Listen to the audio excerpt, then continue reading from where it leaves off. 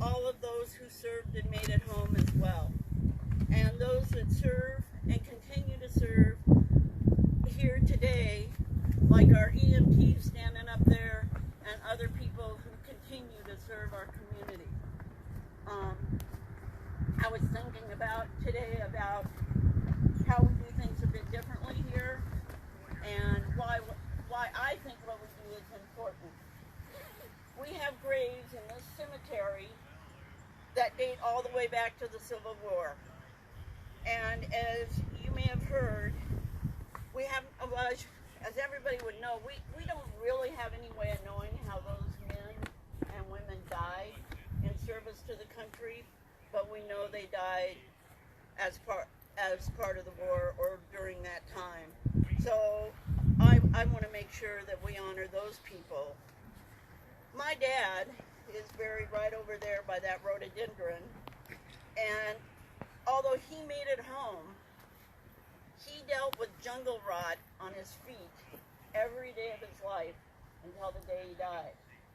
My uncle served in New Guinea, which is known as one of the worst battle arenas in the Pacific during World War II, and he spent the rest of his life sitting up to sleep, because when he was in the foxholes in New Guinea and you fell asleep lying down, you could drown in a minute because of the rains.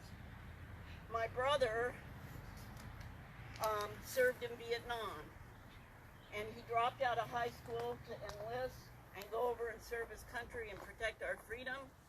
And he came back and battled alcoholism for 30 years because of what he saw and experienced while he was in Vietnam. So for all my, so I want to honor all those who died in the uniform, and also honor those who served and carried the scars of their service with them to their grave. And most of all, I want to honor all of you who are here, who came back, and those of you who continue to serve our community. We appreciate your service more than you could ever know. So now I'm going to have, Mike's going to come up and give a couple comments. Thanks, Stevie. For those of you who may not know, my name is Mike Scott. I'm the mayor of Vietnam War veteran also. Today we celebrate Memorial Day, which some of you may not know, but before 1967 it was known as Decoration Day, and originally started to honor the dead from the American Civil War. But it was changed to Memorial Day, as I say, in 1967. They moved it from May 30th to the last Monday of the month of May, so it's on different dates now. You know, it's been over 50 years ago since I was in Vietnam, and I had an unusual event happen this year. I had a swelling which I thought was a cyst over my right eye, and I ended up going to the doctor and they lanced the cyst. And believe it or not, they found a piece of shrapnel right over my eye, a very small piece that I didn't even know was there, that I carried for 52 years until it got agitated and they took it out, which just brought the whole thing back to me. But you know, today in the Veterans Administration, there's about 17 million veterans. Now the majority of them, about 8 million, are Vietnam veterans, because as the older generations have passed away, we've moved up into that time frame. And one last thing I'd like to do is I'm going to read a little poem, which is an ode to veterans from the Vietnam War. I'll try to make it loud enough so everybody can hear it. So we started hearing about it when we were freshmen in high school, and each year it required more men and it produced more casualties. Our older brothers went first, and then it was our turn. Some of us were drafted, but most of us volunteered. Our dads were World War II veterans, and they said this was a war, and we were expected to serve. Some served in the Navy, on the gun line with destroyers and cruisers, or on Dixie or Yankee Station working with the carriers. Some of us end up in the Mobile River Marine Force with the gunboats in the Mekong Delta supporting the 9th Infantry Division. Some of us served in the Air Force flying missions out of Tan Son Nhut Air Base, Da Nang, Guam, Thailand. Some of us served in the Coast Guard on cutters interdicting supplies off the coast under Operation Game Warden. But most of us served in the Army and Marines as infantrymen, grunts, the queen of battle. We put in our 365 days, measured the time on calendars, and we crossed off the days until we could go home. If we were married, we got 1 week off in Hawaii. Otherwise, you got a week in Hong Kong, Bangkok, or Australia. And if you were lucky, you flew out on the last day on that Freedom bird. We knew the war was unpopular at home, so we took off our uniforms as soon as we landed. We went home and went back to work or college and tried to take up our lives where we left off. We put our service medals in a box and put them in a drawer in our workbench in the garage. We didn't tell anyone that we had served in the Vietnam War. We worked through bad marriages, took drugs, and drank too much booze. And we lived with those damn nightmares that just would not go away. Then things started to change in the 1990s. We skipped out of work. We went to the matinee performance of the movie Platoon. The audience was all men our own age. And after about a half hour, we went outside for a breath of fresh air to have a smoke, or we just went to the men's room and threw up. As time went on, we took our service medals out of the box in our workbench and put them in a shadow box and hung them on the wall. And we started wearing ball caps, like this one, which identified our unit and the fact that we were a Vietnam veteran. People started coming up to us and saying, "Thank you for your service," and welcoming us home. It made us feel very uncomfortable. Hell, we'd been home for over 20 years. But at last, we realized they appreciated our service and did not think we were baby killers after all. As long as Vietnam veterans are alive, no other veterans will be spit on, rejected, or made to feel ashamed for their honorable service. Now it's over 50 years later, and we're all in our 70s. There are 400 Vietnam veterans dying every day. We are fighting the VA for the benefits we deserve, and we are living with multiple cancers that came from our exposure to Agent Orange. We know the old saying, "I was killed in Vietnam, but I just haven't died yet," might have been true after all. But if asked, most of us would do it all over again, and it was a pleasure to have served with you. Thank you.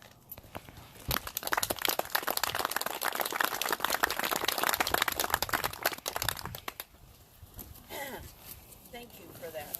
And if you all look around, you'll see there are quite a few of those baseball hats with us here today. And I just, one of the things I appreciate about this community, and that is our long-time generational belief in being of service. I think we're going to have a little presentation by the Historical Society.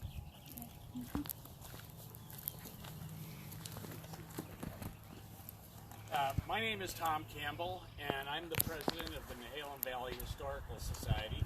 This is Eileen Nordquist. Eileen joins me on the board, and she's our person that is assigned to the cemetery as we do our work around here to try to make sure that this place looks really nice all year long. We started becoming involved out here at the cemetery quite a few years ago when Bell Vines McGee got grant money so that we could do a beautification project, and that continued on to get the split rail fences done. We've since adorned every gravesite of the Civil War veterans and the Spanish-American War veterans with special markers to try to make this place a proper memorial for all of those people that served. It's really hard for me to stand here on a Memorial Day. I've never had any association with the military, and listening to Mike talk, I was of that generation that opposed the war, and so standing before you makes me really uncomfortable. I serve in a different way, but what I want to say more than anything is thank you so much. I don't know how to express my gratitude all the time, but please know that I'm very grateful for you doing things that I never would have done. So I'm here today being able to do this because of the service that our veterans have given to this country, and I just really appreciate it. Thank you so much. You will notice as you're walking around, especially in the cemeteries up close to the road, there's medallions. This represents the Civil War. This is the Spanish-American War. And we put flags out. There's a little place that we can hang a flag right there. So I usually put fresh flags out a couple times a year. And we have names from the VA and all of those that are buried here. There's 8 from the Civil War and 2 from the Spanish-American War. So anytime you want to contact we have records down in our historical society in Manzanita, so we welcome everybody to come in and check us out. One of the other things is, if not related to the service, but the early years of Wheeler. We were contacted by Gresham for a headstone that they had for over 40 years, and her name is Emma Zimmerman, and I can show you where the family plot is, but the headstone is down in our historical society now. So if you have any questions about some of the history, we're here. Thank you so much.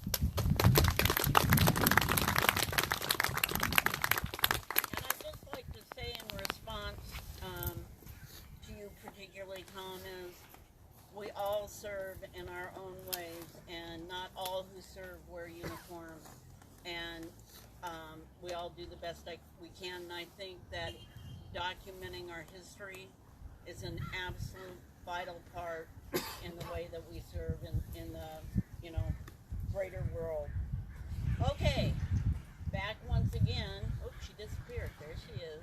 We're going to hear a reading of Flanders Field, presented by the Grimes and the Scouts. In Flanders fields the poppies blow, between the crosses row on row, that mark our place, and in the sky the lark still bravely singing fly. Like sacred herd amid the gums below, we are the dead short days ago. We lived, felt dawn, saw sunset glow, loved and were loved, and now we lie in Flanders fields. Take up our quarrel with the foe, to you from flailing hands we throw. The torch be yours to hold it high, if you break faith with us or die.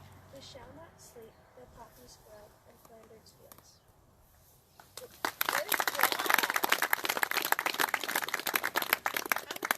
How long have you been reading for us? 4 years. She grew up with this, which I think is another great tradition that we have here. Okay, we've come almost to the end of our service, but we want to take a minute and recognize all the vets that we have with us. So if all of the vets and those who serve could stand up and step forward and join me, and including the EMTs that we have in our crowd who serve us every day. If you can make it, come on, if Owen can make it, you all can get down here.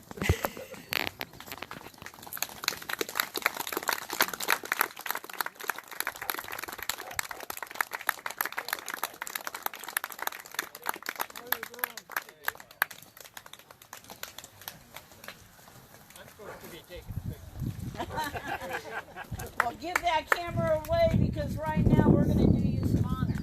So if you want somebody to take a picture for you, okay, who's going to be brave enough? Yes, sir.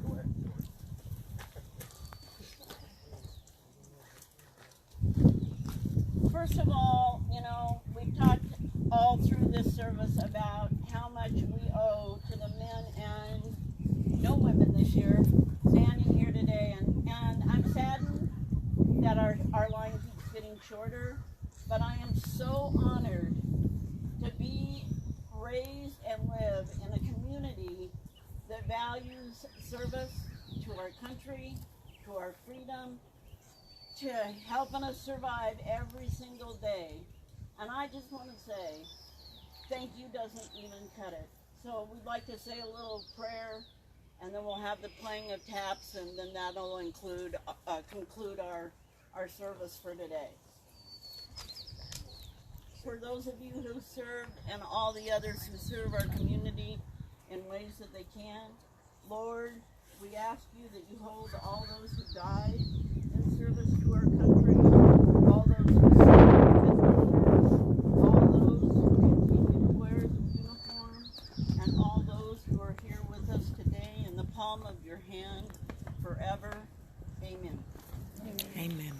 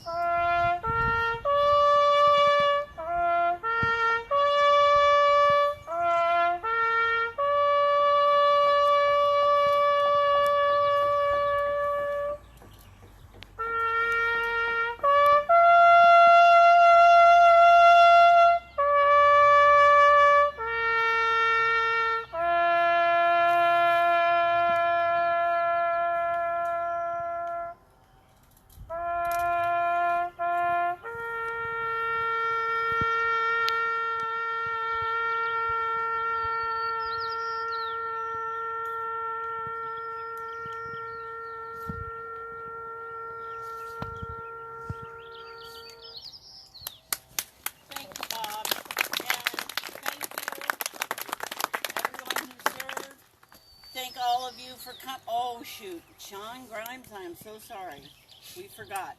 But the scouts, are they doing it now? And the association. Okay, why don't you take 2 seconds to say what's going on right now?